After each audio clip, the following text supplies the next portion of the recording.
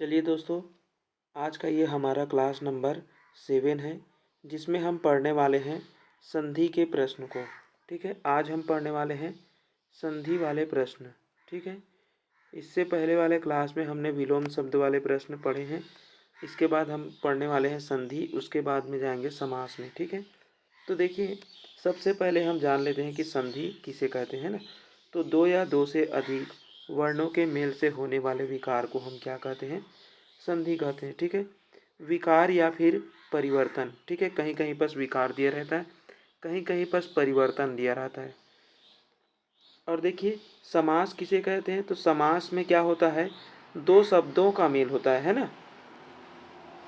जबकि संधि में क्या होता है, दो वर्णों का मेल होता है, यानी कि यहाँ पर दो वर्ण रहेंगे और समास में क्या रहेंगे, तो समास में दो अलग अलग शब्द रहते हैं। ठीक है, चलिए आगे देखते हैं। देखिए, संधि को संस्कृत भाषा से संधि जो है वह किस भाषा से लिया गया है?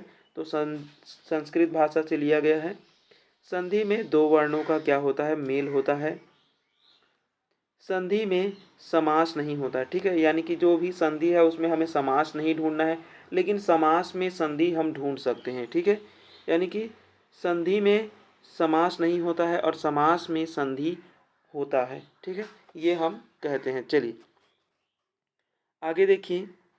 अब देखिए, जो संधि है वो मुख्यतः कितने रूप से होते हैं? तो तीन रूप से होते हैं। कौन कौन से?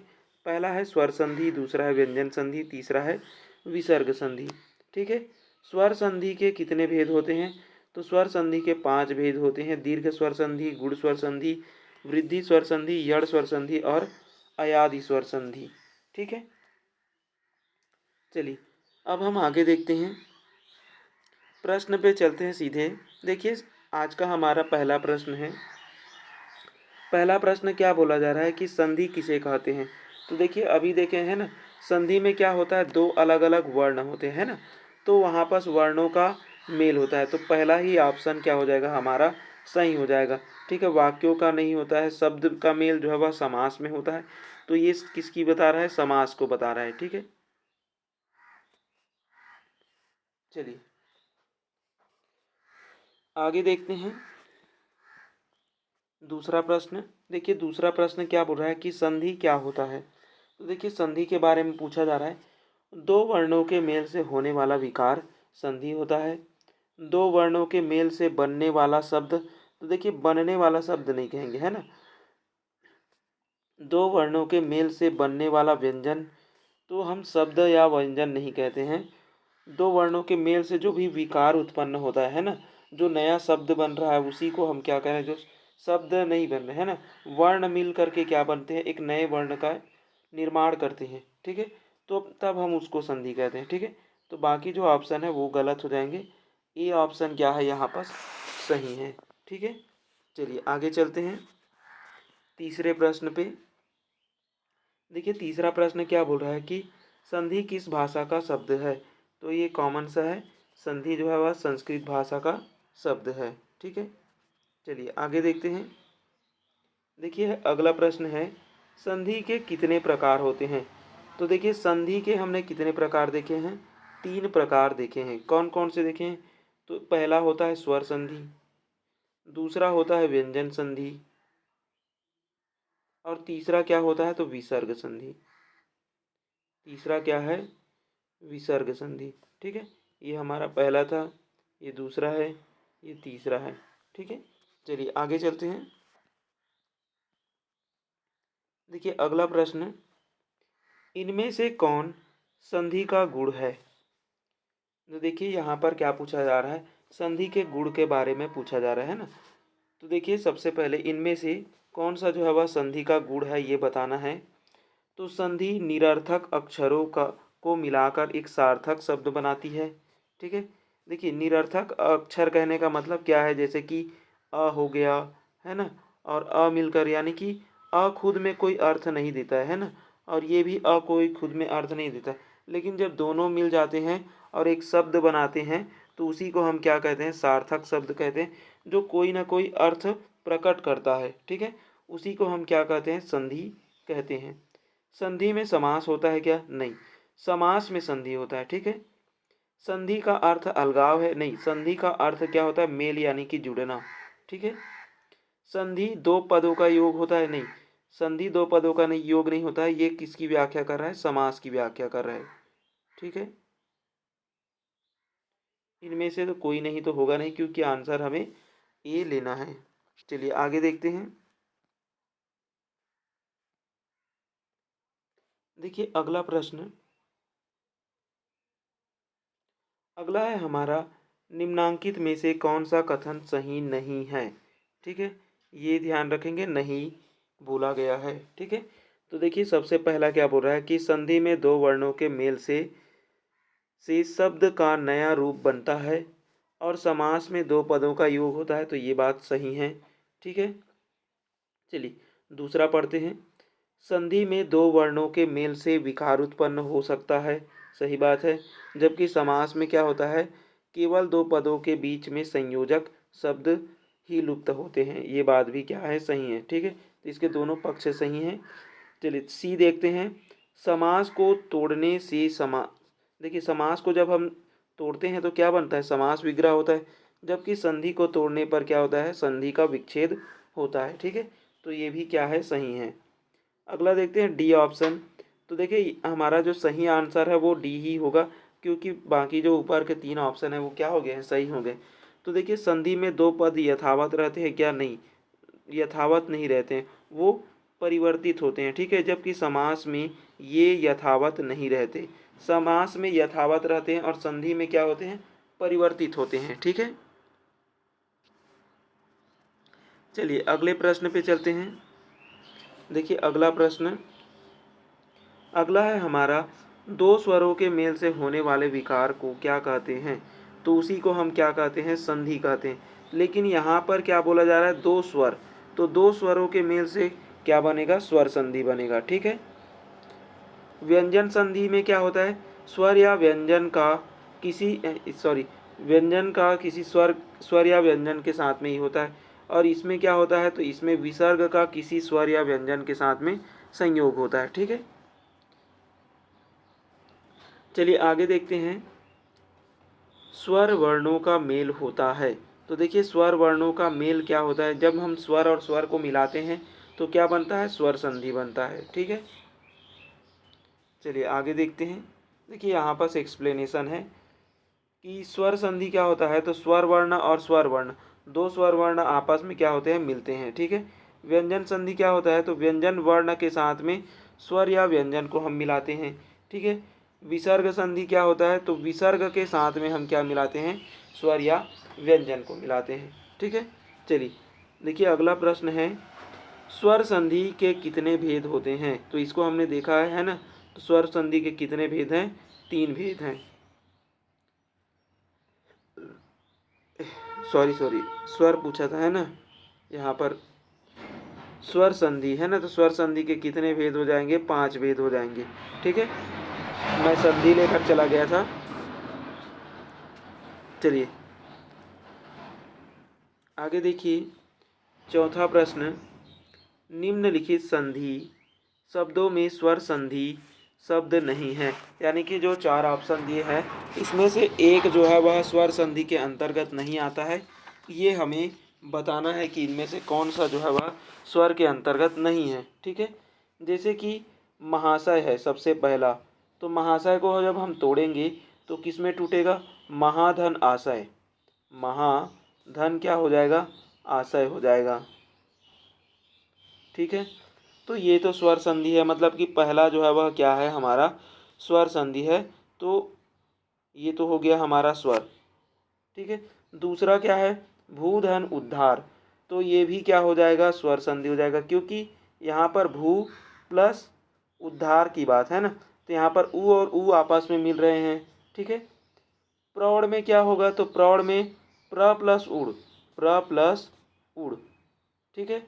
तो प्र प्लस उड़ यानी कि यहाँ पर क्या है, देखिए प्र प्लस उड़ एक गुण स्वर संधि का उदाहरण है ना, तो ये भी तो क्या है, संधि है। ठीक है। अजंत, अजंत का क्या हो जाएगा, अजंत का होता है अच धन अंत, अच धन अंत। अब देखिए बाकी जो थे वो तो स्वर संधि के अंतर्गत थे, और एक जो है वह क्या है, व्यंजन संधि के अंतर्गत है। ठीक है, तो अच धन अंत क्या हो जाएगा, अजंत हो जाएगा। ठीक है, चलिए आगे चलते हैं। देखिए अगला है हमारा पांचवा प्रश्न, इनमें से कौन सा स्वर संधि का उदाहरण है। तो देखिए स्वर संधि का संयोग क्या हो जाएगा, समधन योग। क्या होता है, समधन योग, समधन योग। ठीक है, तो समधन योग हो जाएगा, संयोग व्यंजन संधि के अंतर्गत आ गया। मनोहर क्या हो जाएगा, तो मनोहर को हम कैसे करेंगे, तो मना धन हर। क्या हो जाएगा, मना धन हर। ठीक है, मनोहर। तो देखिए मना धन हर क्या हो गया, हमारा विसर्ग संधि हो गया। नमाधन, देखिए नमस्कार को हम क्या करेंगे, नमाधन कार।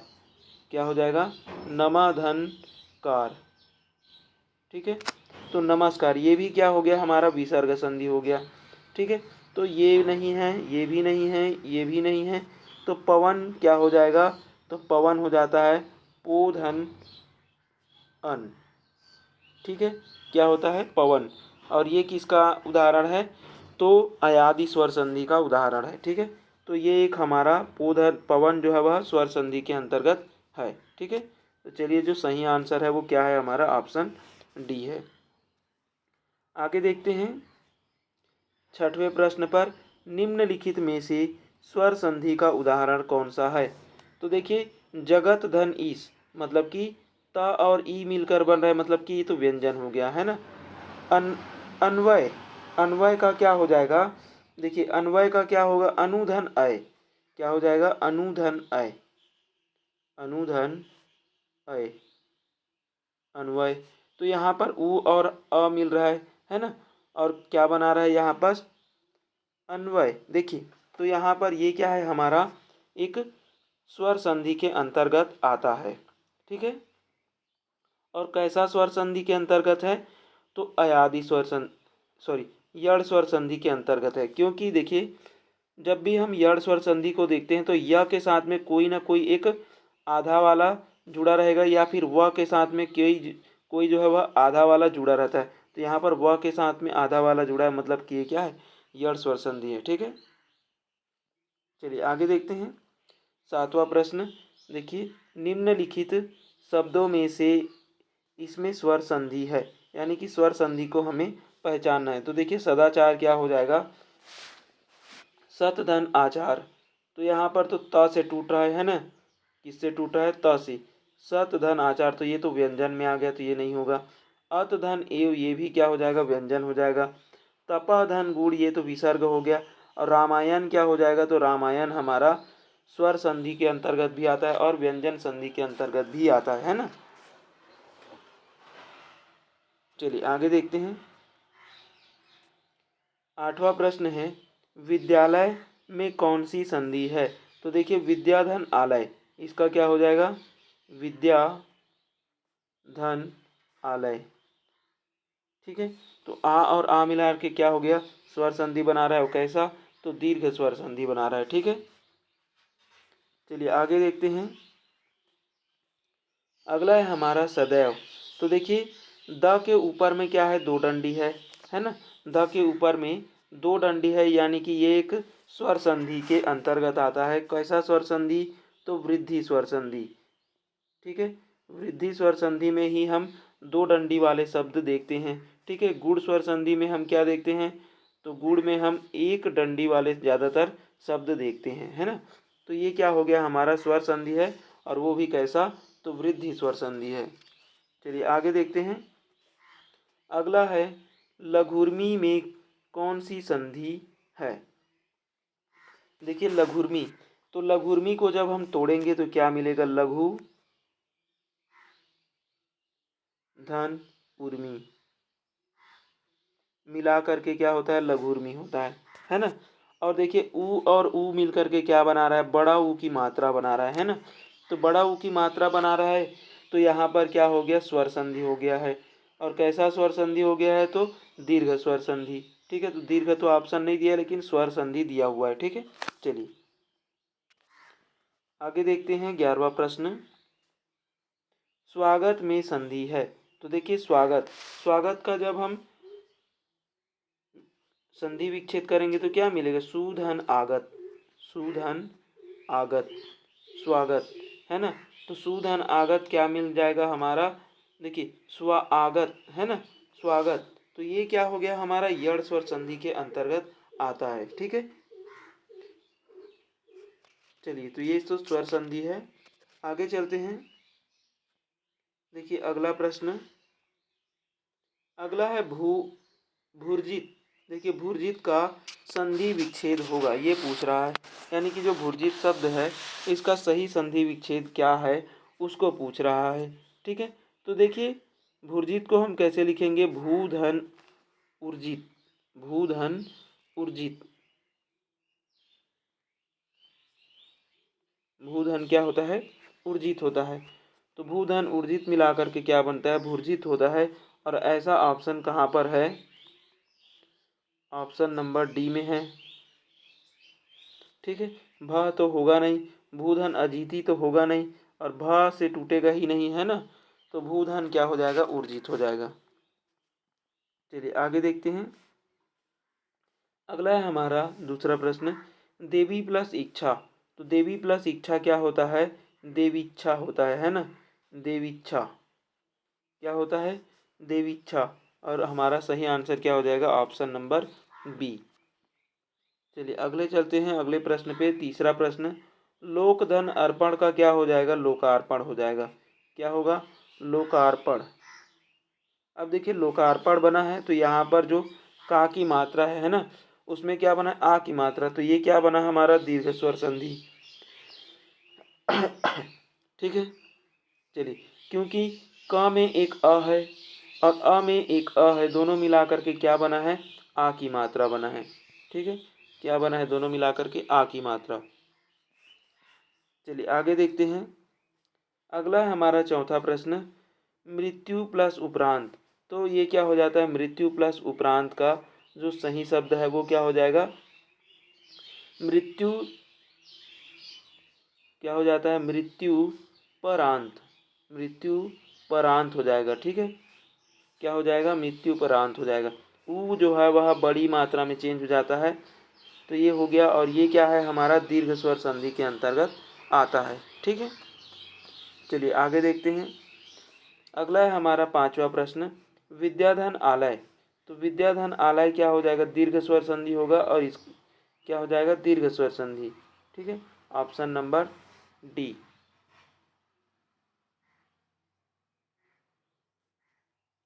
चलिए आगे देखते हैं। अगला है हमारा भानुधन उदय। तो देखिए भानुधन उदय का क्या हो जाएगा, जो ऊ की मात्रा है, छोटी ऊ की मात्रा है और एक ऊ है, दोनों मिल करके क्या हो जाते हैं, बड़ी ऊ बना लेते हैं ना। तो भानुदय हो जाएगा ये वाला, ऑप्शन नंबर सी, ठीक है। चलिए आगे देखते हैं सातवां प्रश्न। सातवां प्रश्न है भानुदय। देखिए भानुदय का संधि विच्छेद बोला है, जस्ट अभी देखे हैं ना। तो भानुदय क्या होगा, भानु प्लस उदय, भानु प्लस उदय क्या हो जाएगा, भानुदय हो जाएगा। चलिए अगले पे चलते हैं। देखिए अगला है हमारा आठवां प्रश्न।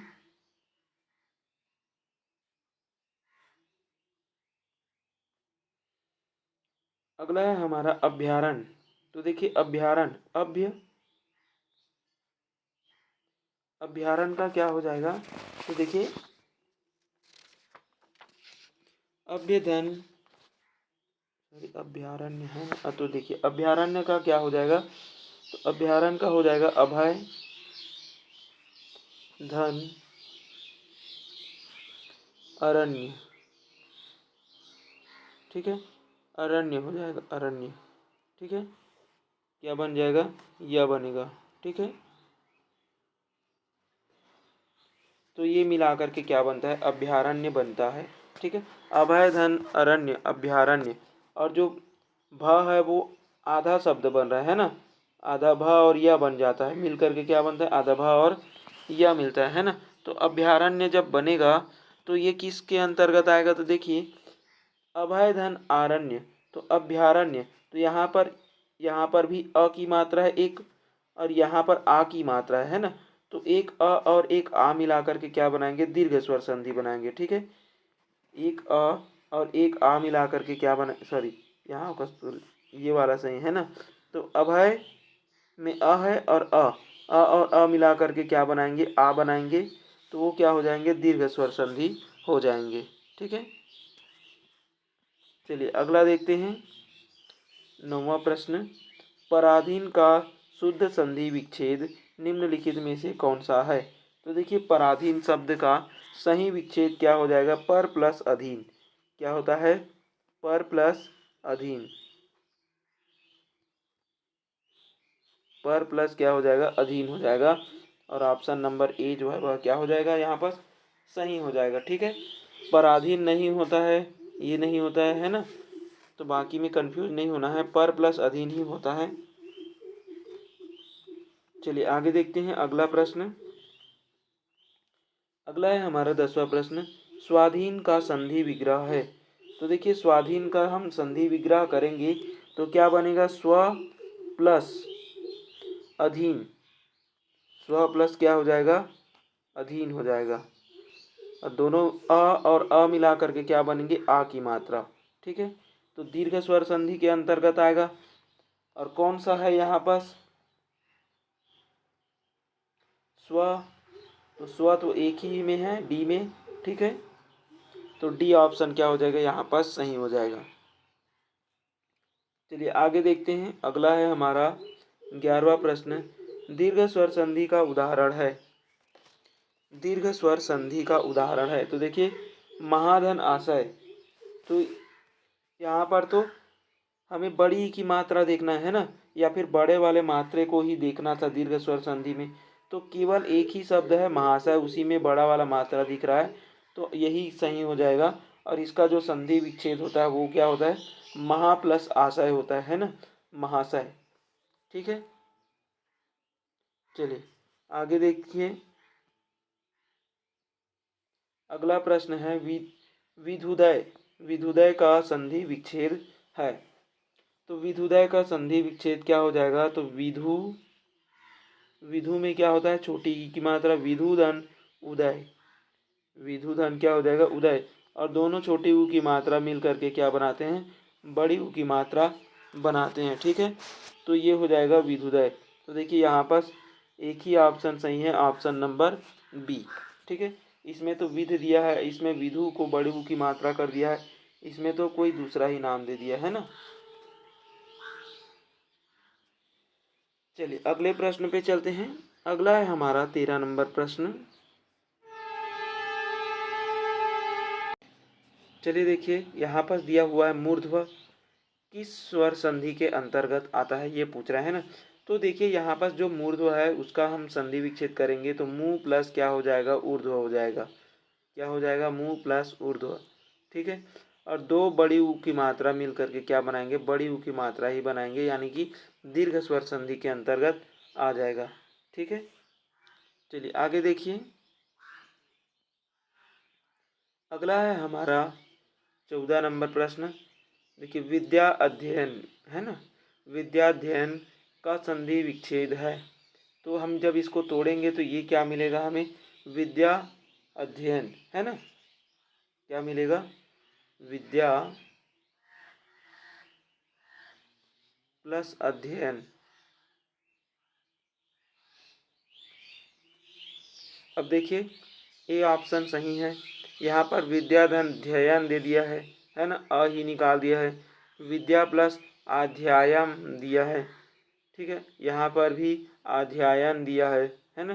तो ऐसा कुछ नहीं होगा, इसको करेंगे तो अर्थ का अनर्थ हो जाएगा, है ना। चलिए आगे देखते हैं। अगला है हमारा 15 नंबर प्रश्न, संधि विच्छेद की दृष्टि से कविस्वर शब्द का सही विच्छेद क्या होगा। तो देखिए कविस्वर जो शब्द है इसका सही विच्छेद पूछा है। तो देखिए कविस्वर मतलब हो गया कवि प्लस ईश्वर, कवि प्लस ईश्वर। और कवि प्लस ईश्वर किस में है, तो कवि प्लस ईश्वर जो है वह ऑप्शन नंबर बी में है। ठीक है, चलिए आगे देखते हैं। अगला है हमारा 16 नंबर प्रश्न। दिए गए शब्द में सही संधि का चयन कीजिए। तो गिरीश एक शब्द है, इसका सही संधि कौन सा है वो बताना है। ठीक है, चलिए देखते हैं। तो देखिए यहाँ पर गिरीश जो शब्द है उसका हम संधि विच्छेद करेंगे तो क्या मिलेगा हमें, गिरी प्लस इस। ठीक है, और छोटी ई और बड़ी ई मिला करके क्या बन जाएगा, बड़ी ई बन जाएगा। और बड़ी ई मतलब कि दीर्घ स्वर संधि, तो किस में आ गया, दीर्घ स्वर संधि में आ गया। ठीक है, चलिए आगे देखते हैं। देखिए 17 नंबर प्रश्न, निम्नलिखित में से किसमें स्वर संधि है। तो किसमें स्वर संधि है वो बताना है। तो देखिए तपोगुण, तपोगुण क्या होता है, तपा धन गुण हो जाएगा, विसर्ग संधि है ना, तो ये तो नहीं होगा। रजनीश, तो रजनीश में क्या हो जाएगा, रजनी धन इस, है ना, ये क्या हो जाएगा, रजनी धन इस हो जाएगा। ठीक है, और यहाँ भी ई की मात्रा है और यहाँ भी ई की मात्रा है, और दोनों मिला करके क्या बने हैं, ई की मात्रा ही बने हैं, है ना। तो ये जो है वह स्वर संधि है। ठीक है, सदादार सदाचार का क्या हो जाएगा, सत हो जाएगा, सत धन आचार, है ना। तो व्यंजन में आ जाएगा अत धन एव, तो ये भी नहीं जाएगा। ठीक है,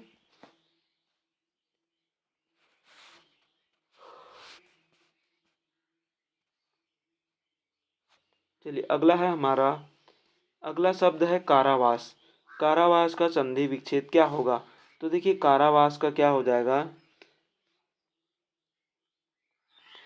देखिए कारावास का क्या हो जाएगा, तो कारा प्लस आवास, कारा प्लस क्या हो जाएगा, आवास हो जाएगा। ठीक है, तो ऐसा ऑप्शन बी में दिया हुआ है, कारा प्लस आवास। ठीक है, कारावास, और कारावास में कौन सा संधि है, तो इसमें भी दीर्घ स्वर संधि है, क्योंकि आ और आ मिलकर के क्या बना रहा है, आ की मात्रा ही बनाया हुआ है ना।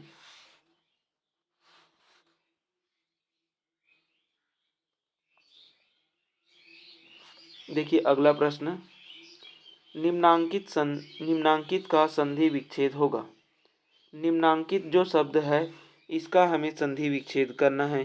तो देखिए निम्नांकित का क्या हो जाएगा, निम्न धन अंकित, धन क्या हो जाएगा, अंकित हो जाएगा। अब देखिए ऑप्शन से मिलान कीजिए, यहाँ बस है निम्न प्लस अंकित, है ना। यहाँ निमम दिया है, यहाँ निम्ना दिया है, यहाँ निम्नाम दिया है, तो ये सब नहीं होगा, है ना। चलिए आगे देखते हैं। अब देखिए साधुर्जा जो शब्द है का संधि विच्छेद क्या होगा। तो देखिए साधुर्जा,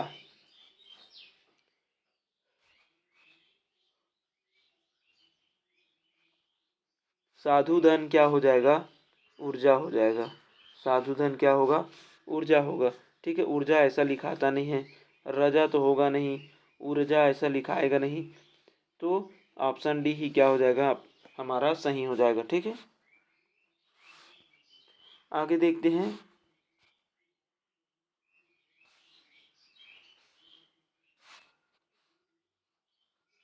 देखिए अगला प्रश्न क्या है, छितिंद्र। छितिंद्र जो शब्द है इसका सही विच्छेद होगा।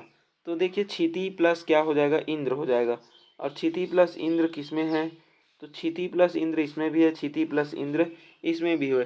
क्या क्षिति जो है वह बड़े की मात्रा रखेगा, तो नहीं रखेगा, तो ये नहीं होगा, मतलब कि ऑप्शन नंबर क्या हो जाएगा, सी ही सही रहेगा। ठीक है, आगे देखते हैं। लक्ष्मी प्लस इच्छा, तो लक्ष्मी प्लस इच्छा, यहाँ भी ई की मात्रा है और यहाँ भी ई की मात्रा है, और दोनों मिलाकर के ई की मात्रा ही बनाएंगे, यानी कि जो मी की मात्रा है वो मी ही रहेगा। ठीक है, तो मी इसमें नहीं है, मी बाकी में है ना। लेकिन ये लक्ष्मी और इच्छा को अलग अलग व्यक्त कर रहा है, जबकि संधि जो है वह क्या हो जाता है, मिलान हो जाता है, अलग अलग व्यक्त नहीं करता है ना। और लक्ष्मीछा, ये तो लक्ष्मीछा हो रहा है ना, ये तो उच्चारण ही नहीं बन रहा है, ये क्या हो जाएगा, लक्ष्मीच्छा हो जाएगा। ठीक है,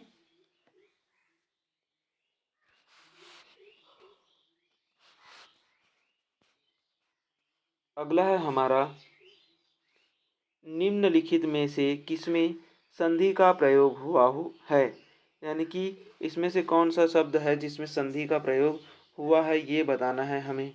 ठीक है,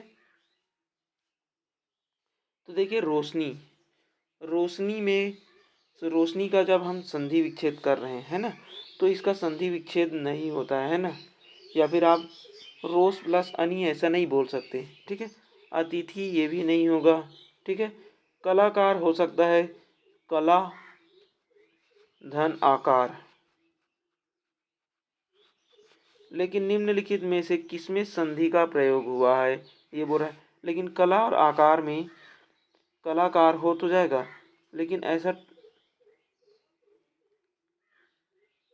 टूटता है। देखिए यहाँ पर तो कला प्लस आकार ये तो हमने बना दिया, लेकिन ऐसा कुछ नहीं बनता है ना।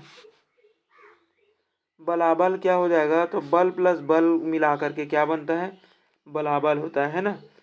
तो बलाबल जो है वह बल प्लस बल, बलाबल, ये थोड़ा सा करेक्ट बैठ रहा है, क्योंकि इसमें दीर्घ स्वर संधि है। क्योंकि बलाबल हम किसे कहेंगे, तो बलाबल बल प्लस बल नहीं होता है, बलाबल में क्या होता है, बल प्लस अबल, है ना। बल प्लस क्या होता है, अबल, और यहाँ भी अ की मात्रा है, यहाँ भी अ की मात्रा है, दोनों मिला करके क्या बनाए हैं, दीर्घ बनाए हैं। ठीक है, तो यहाँ पर कोई सेंस नहीं बन रहा था कला आकार में। ठीक है, बलाबल जो है वह थोड़ा सा ज़्यादा सही बैठ रहा है। ठीक है, चलिए आगे देखते हैं। देखिए सुक्ति जो शब्द होता है वो उसका संधि विच्छेद क्या होगा, सु प्लस उक्ति होगा, सु प्लस उक्ति। ठीक है, अब देखिए सु, ये तो स उक्ति दिया, ये नहीं होगा, सु प्लस उक्ति ये दिया हुआ है।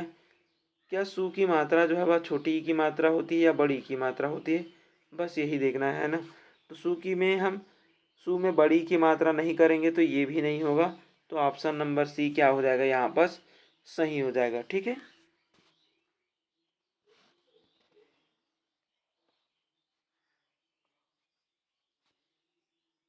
अगला है हमारा कल्पांत।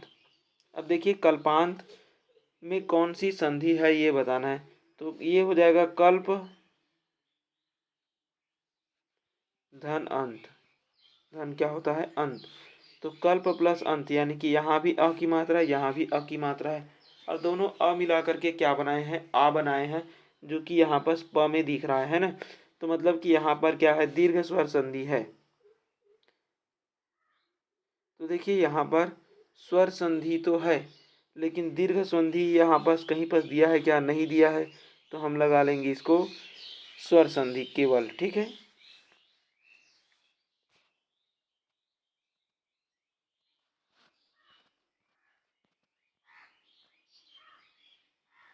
चलिए अगला प्रश्न देखिए, दुर्गेश में कौन सी संधि है। तो देखिए दुर्गेश में कौन सी संधि होती है, दुर्ग धन ईस। दुर्गेश का अर्थ क्या होता है, दुर्ग धन ईस। ठीक है, और मैंने बताया था कि जहाँ पर एक डंडी वाले शब्द दिखेंगे, यहाँ पर ग में क्या है, एक डंडी वाले शब्द है ना, और उसके साथ में एक आधा र भी है। तो देखिए आधा र है तो ये क्या हो जाएगा हमारा, स्वर संधि तो है, लेकिन कौन सा स्वर संधि है ये, एक डंडी वाले को हमने कहा था गुड़, है ना, तो इसमें है गुड़ स्वर संधि। दो डंडी वाले आएंगे तो वृद्धि हो जाएंगे, है ना। अगर बड़ी की मात्रा आती है तो दीर्घ स्वर संधि हो जाता है। यड़ को हम कैसे पहचानते हैं, तो जैसे कि यड़ स्वर संधि के लिए, यड़ स्वर संधि के लिए क्या होता है, या हो गया, व हो गया, और रा हो गया, ये तीन याद रखेंगे। और इनके सामने में क्या होता है, एक अर्ध वर्ण होता है। कैसा वर्ण होता है, तो अर्ध वर्ण होता है। ठीक है, चलिए आगे देखते हैं। महर्षि, महर्षि का सही संधि विच्छेद चुनिए। तो देखिए महर्षि का क्या हो जाएगा, महाधन ऋषि, महाधन ऋषि, महाधन ऋषि। अब महाधन ऋषि जो है वह एक ही ऑप्शन में दिख रहा है, वो है ऑप्शन नंबर डी। ठीक,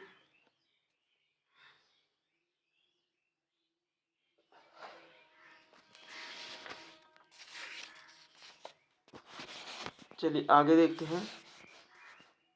देखिए अगला प्रश्न है सूर्योदय। तो सूर्योदय का क्या हो जाएगा? सूर्य उदय नहीं होता है, सूर्या उदय नहीं होता है, सूर्य तो होगा ही नहीं, सूर्य उदय होगा, है ना? क्या होगा? सूर्य उदय होगा। चलिए आगे देखते हैं। अगला है सूर्योदय शब्द निम्नलिखित में से किस संधि का प्रकार है? तो देखिए सूर्य धन उदय, है ना? क्या होता है? सूर्य धन उदय होता है। तो सूर्य धन उदय मतलब कि यहाँ पास आ गया है स्वर संधि, ठीक है। लेकिन स्वर संधि में भी इसने भेद दे दिया है। तो अब कैसे पहचानेंगे? तो यहाँ पास हमें दिख रहा है य में एक डंडी वाले शब्द, और एक डंडी वाले शब्द को हम क्या कहते हैं? गुण स्वर संधि कहते हैं। तो इस प्रकार से हम क्या कर सकते हैं? पहचान सकते हैं, ठीक है। चलिए आगे देखते हैं। देखिए देव प्लस इंद्र देवेंद्र, यानी कि यहाँ पास व में कैसे वाला डंडा दिख रहा है? एक, है ना? तो एक डंडी, इसलिए क्या हो जाएगा? गुण स्वर संधि। आगे चलते हैं। चलिए देखिए अगला है हमारा छठवां प्रश्न। निम्नांकित में से किस शब्द में गुण स्वर संधि का प्रयोग हुआ है? तो देखिए गुण स्वर संधि क्या बताता है? ऐसे जिसमें एक डंडी हो, है ना? तो एक डंडी याद रखेंगे गुण स्वर संधि के लिए होता है। तो एक ऑप्शन में ही है राजेश, ठीक है। ये ऑप्शन में ही है राजेश। चलिए आगे देखते हैं। अगला है हमारा देखिए गुणाकेश। तो गुणाकेश का जो सही संधि विच्छेद है वो क्या होता है? तो गुणाका धन ईस, क्या होता है? गुणाका धन ईस, गुणाकेश, ठीक है। तो यहाँ पर क्या मिल जाएगा? हमारा ऑप्शन नंबर सी मिल जाएगा, गुणाका धन ईस। गुणाके नहीं होता है, गुड़ नहीं होता है, और गुड़ा भी नहीं होता है ना? चलिए आगे देखते हैं। महर्षि शब्द में कौन सा संधि है? देखिए महर्षि, तो महर्षि को जब हम विच्छेद करेंगे तो क्या हो जाएगा?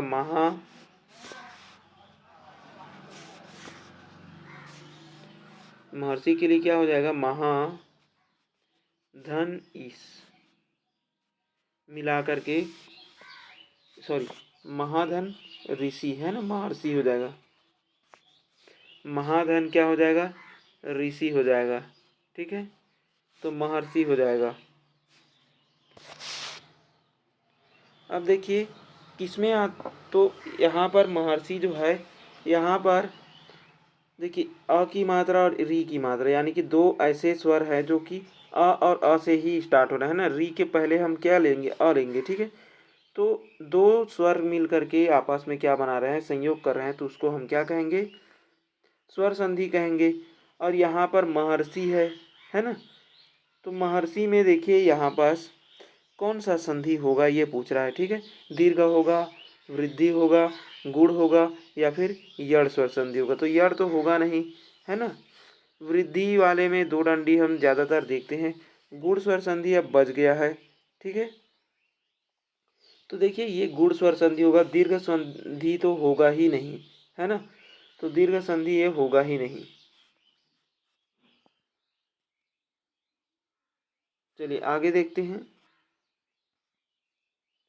अगला है हमारा दिए गए शब्दों में से गुण स्वर संधि का उदाहरण है। तो अभी जस्ट देखिए महर्षि को, है ना। मतैक्य किसका उदाहरण है? मत धन ऐक्य, है ना। मतैक्य होता है, तो ये तो वृद्धि स्वर संधि में आ जाएगा। पोधन अक, है ना, पावक हो गया, तो अयादि स्वर संधि के अंतर्गत आ गया। अभ्युदय क्या हो गया? यड़ स्वर संधि के, क्योंकि य के साथ में एक आधा वर्ण जुड़ा हुआ है ना। चलिए आगे देखते हैं। 10वां प्रश्न, इनमें से किस शब्द में गुण स्वर संधि है? तो देखिए गुण स्वर संधि के लिए एक डंडी देखो तो इसमें है, और यही क्या हो जाएगा? हमारा सही आंसर हो जाएगा, ठीक है। चलिए आगे देखते हैं। अगला है हमारा 10वां प्रश्न, दिए गए शब्दों की संधि ज्ञात कीजिए। महाधन उदय, तो महाधन उदय का क्या होता है? महोदय होता है। क्या होता है? महोदय होता है।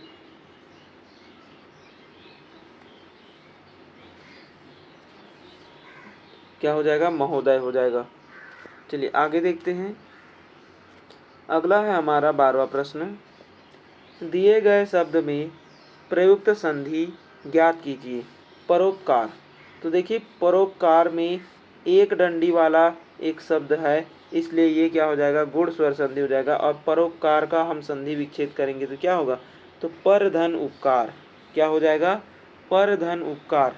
ठीक है, तो पर के साथ में अ आया और उपकार के साथ में उ आया, और दोनों मिला करके क्या बना है, ओ की मात्रा बनता है ना।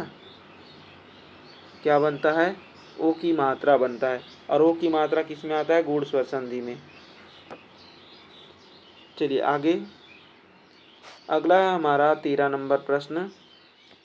दिए गए शब्द के सही संधि विच्छेद का चयन कीजिए। सप्त ऋषि, देखिए बोलने से ही टूट जा रहा है, सप्त धन ऋषि, सप्त धन ऋषि। देखिए तो सप्त ऋषि, सप्ताह ऋषि नहीं होगा, सप्तर भी नहीं होगा, और सप्त ऋषि एक दिया हुआ है ऑप्शन नंबर बी में। ठीक है, चलिए आगे देखते हैं अगला प्रश्न। अगला है हमारा 14 नंबर प्रश्न। दिए गए शब्द के सही संधि विच्छेद का चयन कीजिए। तो महोसड़व, महोसड़व का क्या हो जाएगा, तो महोसड़व का हो जाता है महाधन उष्ण, क्या होता है, महाधन उष्ण होता है। ठीक है, महोधन उष्ण नहीं होता है, महाधन उष्ण होता है। महू भी नहीं होगा, मही भी नहीं होगा, क्या होगा, महाधन उष्ण होता है। ठीक है, और यहाँ पर अ और उ मिल करके क्या बनाए हैं, तो ओ की मात्रा बनाए हैं। ठीक है, चलिए आगे चलते हैं। अगला है हमारा 15 नंबर प्रश्न। गुण स्वर संधि का उदाहरण है। तो देखिए एक डंडी वाले शब्द को ही हम क्या कहते हैं, गुण स्वर संधि कहते हैं। तो यहाँ पर ये ऑप्शन क्या हो जाएगा, सही हो जाएगा। ठीक है, अगला है कर्णोद्धार। कर्णोद्धार इनमें से कौन सा संधि है, तो एक डंडी वाला है, गुण स्वर संधि है, तो गुण दिया है तो लगा दो सीधा। ठीक है, आगे देखते हैं। यहाँ पर देखिए गंगोर्मी, गंगा प्लस उर्मी, और यहीं पर टूटा है एक डंडी वाले से। ठीक है, तो गंगोर्मी किस में आ जाएगा, गुण स्वर संधि में आ जाएगा। ठीक है, अब आगे देखिए, अगला है हमारा 18 नंबर प्रश्न। गुण संधि का उदाहरण है। तो गुण संधि का उदाहरण, एक डंडी देखना है, क्या सच में यहीं पर टूट रहा है, तो वार्षिक धन उत्सव है ना, यहीं पर ही टूट रहा है और एक डंडी भी है, तो ये क्या हो जाएगा, हमारा वार्षिकोत्सव हो जाएगा। ठीक है, चलिए आगे देखते हैं। चलिए आगे कुछ नहीं है अब यहाँ से ख़त्म होता है। अच्छा लगे तो लाइक शेयर एंड सब्सक्राइब। अगर कुछ इसमें एक्स्ट्रा करना है तो आप लोग कमेंट ज़रूर करें कि इसमें क्या एक्स्ट्रा किया जा सकता है। ठीक है।